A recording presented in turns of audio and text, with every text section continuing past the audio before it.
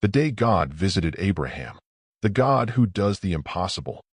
Abraham sat at the entrance of his tent, thinking about life, thinking about promises, and thinking about God. He didn't know that this would be a day he would never forget. He didn't know that heaven was about to walk into his home. He didn't know that a promise impossible to the human mind was about to come alive. As Abraham rested his tired body under the shade, he lifted his eyes, and suddenly he saw three men standing nearby.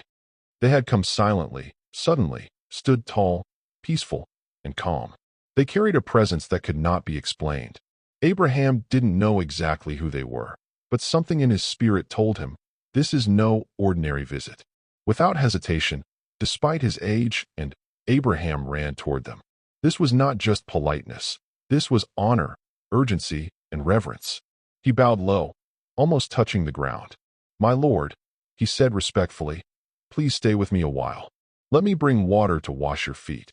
Let me prepare food so you may eat and be refreshed before you continue your journey." The three visitors looked at Abraham, and one of them said, "All right, do as you have said." Those simple words were enough to make Abraham move with the eagerness of a young man. He hurried into the tent where Sarah was. Sarah was older now. Her hands still worked with skill, but her heart carried many silent stories, stories of hope and disappointment, excitement and tears. There had been a time when she dreamed of holding a child in her arms. She imagined his laughter, imagined Abraham teaching him to walk, imagined her tent filled with joy. But years passed, then decades, and seasons changed again and again, until she finally said to herself, "Maybe motherhood is simply not for me." So when Abraham rushed in, breathless with excitement, Sarah looked up in surprise. "Hurry," he said. "Take the best flour. Make bread for our guests quickly." Sarah nodded. She had hosted many visitors over the years. Hospitality was part of her life. Even though she did not know who these three men were, she felt the same strange peace Abraham felt.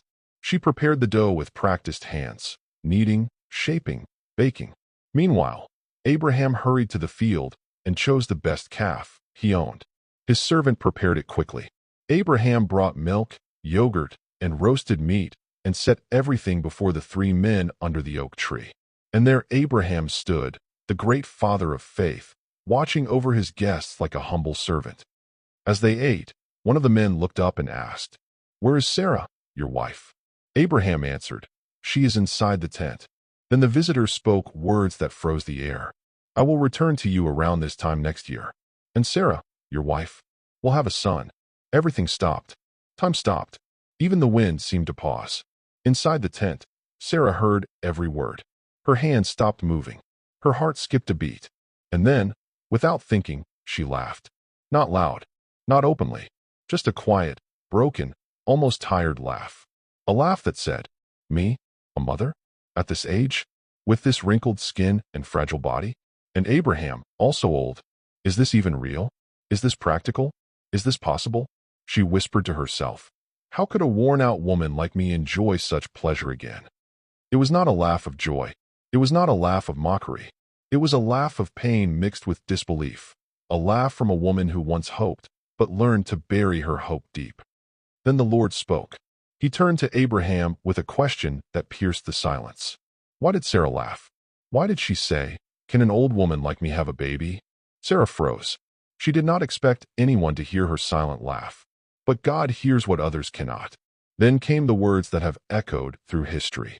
Is anything too hard for the Lord? A question powerful enough to shake mountains. A question strong enough to break years of doubt. A question that reminds every human heart that God is not intimidated by human impossibility. Then he repeated the promise, sealing it like a stamp from heaven. About this time next year, I will return, and Sarah will have a son. Sarah was terrified. She quickly said, "I didn't laugh." But the Lord replied, "No, you did laugh. Not to shame her, not mock her, and not to expose her, but to show her that even her hidden doubts were not enough to stop his plan." This moment teaches us something deep and beautiful. God visits us even when we've given up on ourselves. God speaks life even when we see nothing left to hope for. God makes promises even when our faith is tired. God does the impossible when our hearts whisper, "It's too late." Sarah thought her story was over. God said, It has just begun. Sarah thought the door was closed. God said, I hold the keys. Sarah thought her age disqualified her. God said, I decide the time. Abraham and Sarah waited for this promise for years. Sometimes waiting makes your heart heavy.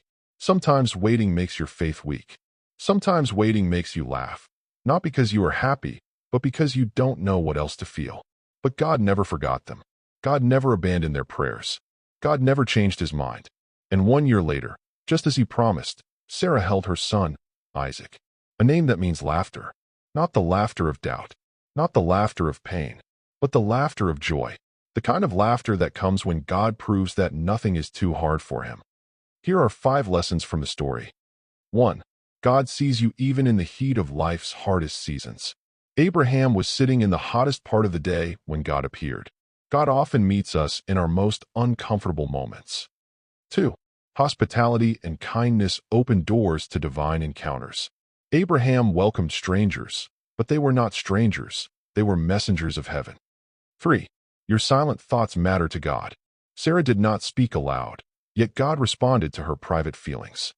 4. God's timing is perfect, even when it feels late. Abraham and Sarah were old, but God is not limited by age, time, or human impossibility. 5. No promise from God is too hard to fulfill. If God has spoken, he will do it, no matter how impossible it seems.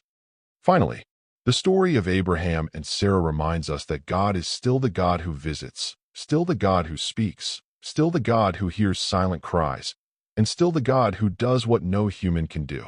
He shows us that his presence is always near, even in moments when we feel alone or hopeless. God asks us the same question today. Is anything too hard for the Lord? This question challenges us to trust him, even when situations seem impossible. As long as God is on the throne, no circumstance is too difficult, no life is too broken, no dream is too old, and no promise is too late. Just like Sarah, there will come a time in your life when you look back and see God's faithfulness clearly.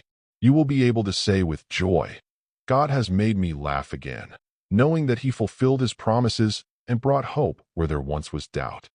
If this message encourages you, please don't forget to like, share, and subscribe for more inspiring Bible stories.